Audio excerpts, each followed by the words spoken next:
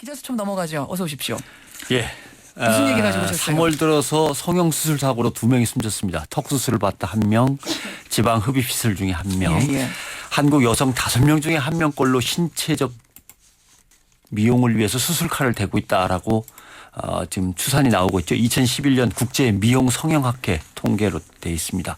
인구 대비로 성형 비율은 단연 우리나라가 1위입니다. 예. 세계 1위. 한국 성형시장 규모가 45억 달러를 좀 넘는다고 돼 있고 세계 성형시장 규모는 얼마냐 200억 달러. 그러니까 한국 성형시장이 세계 성형시장의 4분의 1 차지하는 거죠. 오늘 그러니까 기자 수첩 주제가 성형에 대한 얘기군요. 성형수술 전문의가 그렇게 많습니까 우리나라에? 우리나라 성형외과 전문의가 개업해서 의원을 연 곳은 1,000곳 정도 될 거라고 보고 있는데 실제로 성형수술 한다고 써붙인 데는 한 4,000곳이 넘는다고 돼 있죠. 그럼 전문의가 아닌 그렇죠. 사람들도 많이 한다. 4곳 중에 3곳은 수술할 전문의가 사실 거기 없는 성형의원인 셈입니다. 그래요. 예. 그러니까 성형외과 의사라고 안 불러야 되는 사람들을 그냥 성형외과 의사라고 다 불러주는 거죠. 그거 한다고 써붙이기만 하면. 예. 그다음에 특히 이게 보험 적용이 안 되는 과목이니까 손님을 모으는 만큼 그게 큰 돈 수익이 됩니다. 그렇죠. 그러니까 광고 대행사들이 또 여기로 몰려들어서 기발한 수법들을 동원해서 광고를 하고 그걸로 사람들을 유혹하고 있죠. 제가 본 것 중에 제일 기가 막힌 거. 어머니 날 낳으시고 원장님 날 만드셨네. 이게 있었고.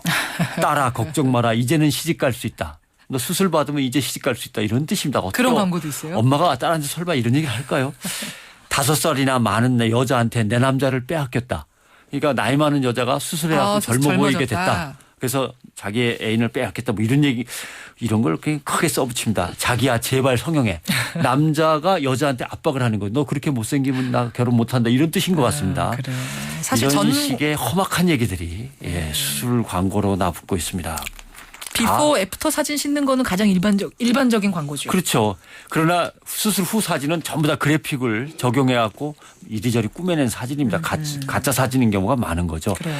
양악 수술 전문이라고 써붙인 것도 많은데 양악 수술에는 전문이라고 하는 부분이 없습니다. 예. 이런 광고에 이제 예민한 이제 청소년들이나 젊은 여성들은 많이 속고 있는 거죠. 정말 필요한 광고는요. 정보는 이 병원과 이 병원의 의사가 얼마나 경험이 많은지 이 병원에서 수술받다가 의료사고는 난 적이 있는지 없는지 저 의사는 수술하다가 사고를 낸 적이 있는지 없는지 뭐 이런 것들에 대한 정확한 정보가 필요한데 그런 건 없이 이제는 뭐 시집 갈 수 있다. 자기야 제발 수술해다오. 이런 식의 광고로 사람들의 감수성을 자극해서 위험한 수술을 받게 하는 거는 정말 안 되죠. 성형은 정말 심각하고 중요한 외과 수술입니다. 그냥 그럼요. 화장 좀 진하게 하는 거하고는 정말 다른 거고요. 특히 양악 수술 같은 게 상당히 위험한 건데 너무 쉽게 생각하는 그럴 때는 있어요. 마취 전문의가 반드시 있어야 되고 또 하다가 사고가 났을 경우 응급수술이나 응급조치에 들어갈 수 있는 준비가 돼 있어야만 그런 곳에서만 수술할 수 있는 건데 그게 안 돼 있다는 게 계속 문제가 되는 거죠. 언론들도 참 무책임해요. 우리나라 성형 수준이 세계 독보적이다. 그러니까 그게 마치 안전하다는 듯한 보도를 하는 곳들도 꽤 많거든요. 근데 결국 숨지지 않습니까? 예. 근데 좀 넓은 의미로 오늘은 생각해 보고 싶습니다. 성형수술에 대해서. 어떤 건가요? 아름다움을 위해서 위험해도 좋아. 내가 자발적으로 선택해서 하겠어라고 하는 거하고 사회적 압박에 의해서 예를 들면 남자친구가 얼굴 그래갖고 너 진짜 너무한 거 아니냐라든가 엄마가 그래갖고 너 시집 갈 수 있냐 또는 취직하려면 그 정도 얼굴 갖고는 안 돼. 이런 사회적인 압박에 의해서 어쩔 수 없이 외모 지상주의에 짓눌려서 칼을 대는 강요된 선택. 자발적인 선택이 아니라 강요된 선택은 의미가 다르다고 봅니다. 용모가 이제는 스펙과 투자가 자꾸 돼가고 있어요. 맞아요. 미용을 위한 성형수술은 의술이 발전해서 생긴 거라고 생각하시면 오산입니다. 사실은 사진과 영화, 텔레비전 등 영상산업과 광고의 발전에 의해서 성형수술이 확대 발전된 겁니다. 그렇죠. 그렇죠. 그리고 또 신용카드의 발전하고도 맞물려 있어요. 신용카드하고 무슨 상관인가요? 그러니까 사진과 영상, 멋진 광고가 발전하면서 사람들은 나도 저렇게 멋져지고 싶다, 예뻐지고 싶다라는 욕망을 더욱 이제 강화시켜 나갔죠. 사실 광고 속의 모델의 그 모습은 또 드라마, 영화 속의 멋진 모습은 실제의 모습이 아닙니다. 조명을 이리저리 비추고 2시간, 3시간 화장을 해서 멋지게 각도를 잡고 조명바를 받아서 나온 모습이거든요. 180cm의 몸무게 50kg은 이거는 병약자가 아니면 불가능한 불가능하죠. 모습이죠.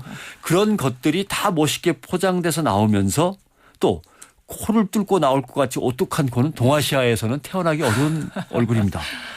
근데 이걸 모델로 해서 저거에 맞춰서 얼굴을 깎아주십시오라든가 식스팩을 만들어주십시오 하면 네. 곤란한 거죠. 거기에 드는 돈은 신용카드로 할부로 긁는 거죠. 긁고. 예.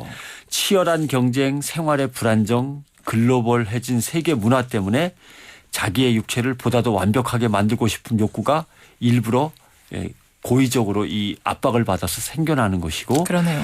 그거를 사실 불가능한데도 불구하고 신용카드가 있으니까 긁게 되는 거죠. 예. 실제로 전 세계 성형수술의 85%가 신용카드 결제라고 합니다. 그래요.